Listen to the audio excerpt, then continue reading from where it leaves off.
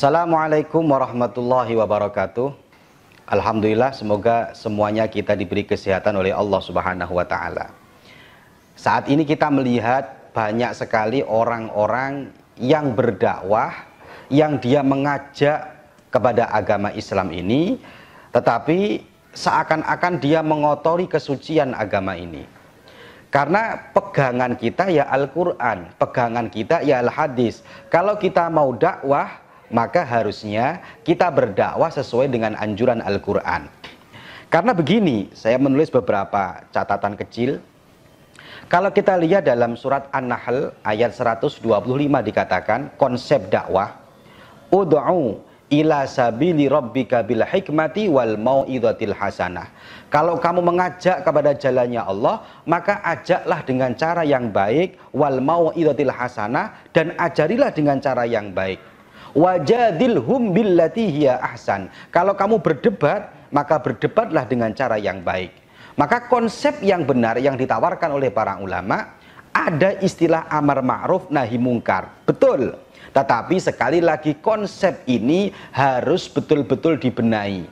Artinya konsep dibenahi itu sesuai dengan konsepnya para ulama. Bagaimana? Amar ma'ruf bil ma'ruf wa nahi 'anil munkar bil ma'ruf, yaitu memerintahkan kebaikan dengan cara yang baik dan memerintahkan dan melarang kejahatan, kemaksiatan dengan cara yang baik pula. Kalau kita melihat pendakwah-pendakwah yang berhasil sebelum kita, mulai dari Wali Songo, pendakwah-pendakwah yang sudah berhasil di Yaman, di Indonesia, semuanya tidak ada satupun keluar dari mulut mulia beliau, lisan mulia beliau mengucapkan kata-kata kotor. Lah, saat ini kita ada fenomena yaitu dengan at-tadayyun bil ghadab, beragama tapi dengan cara yang marah. Dan ini saya membaca semua literatur semua yang ada, tidak ada satupun ulama-ulama kita yang mengajarkan kita untuk berbicara dengan cara yang kasar, mencaci, memaki, menghina.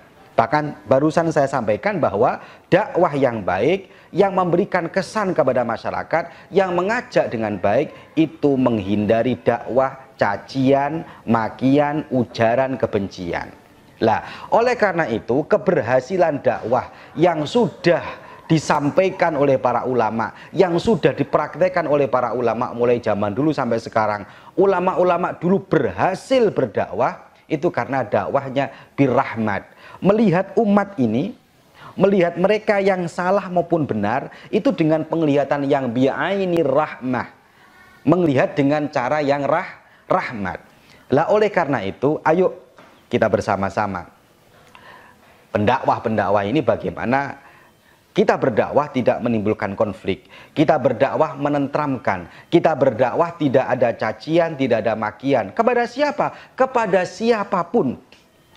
Kalau kita mau melihat, seumpama, oh ini agama ini salah, ya betul.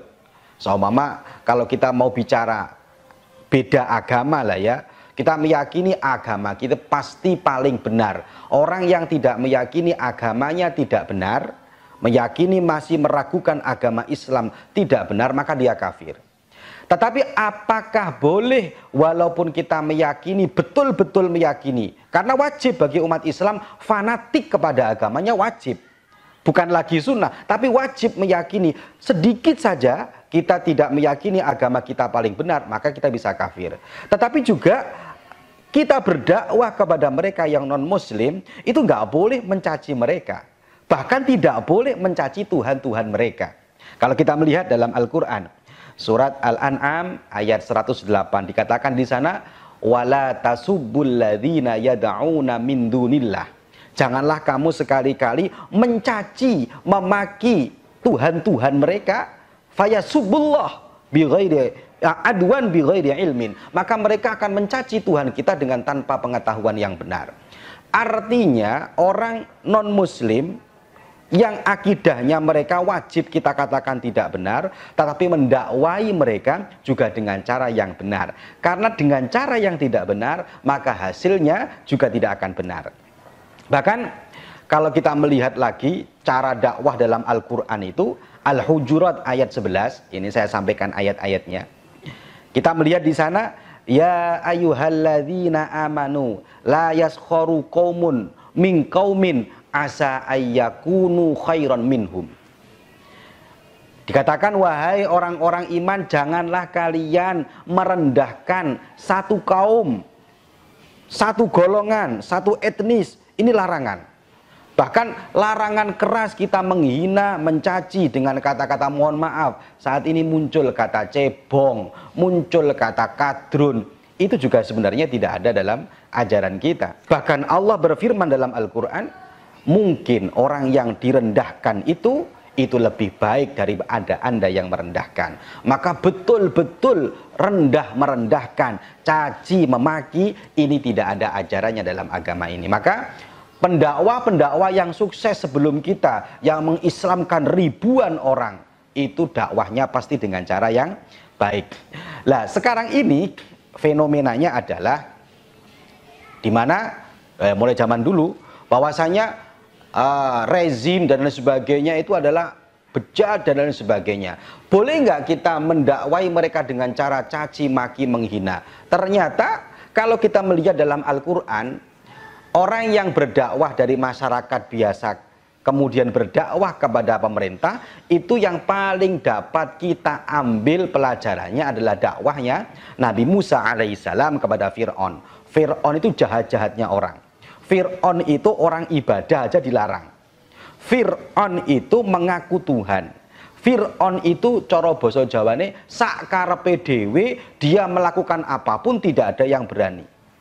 Tapi apakah Nabi Musa alaihissalam berdakwah ke sana itu dengan cara yang kasar? Ternyata kalau kita melihat dalam surat Toha ayat 43 sampai 44 dikatakan dalam ayat tersebut, fakula, wahai Nabi Musa dan Nabi Harun, kan yang diperintahkan Nabi Musa dan Nabi Harun, fakula lahu, kamu berkatalah kepada Fir'aun yang sudah melampaui batas ini, yang dia sudah mengaku Tuhan, membunuh semaunya sendiri, melarang orang beribadah, wis pokoknya komplek dia.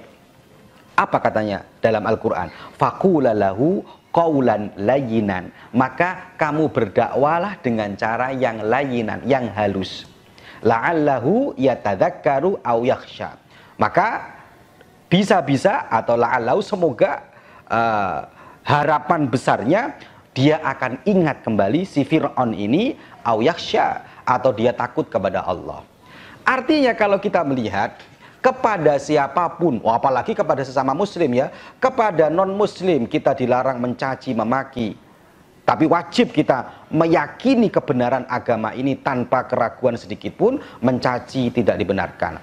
Kepada pemerintah, kepada mereka yang punya otoritas di dalam kepemerintahan ini, dilarang kita mencaci, memaki, menghina. Karena mencaci, memaki, menghina tidak ajaran agama ini. Sehingga Kanjeng Nabi mengatakan dalam sebuah sabda beliau, ma bu'itsu sabbaban wala la'anan, aku diperintahkan tidak untuk mencaci, tidak untuk memaki.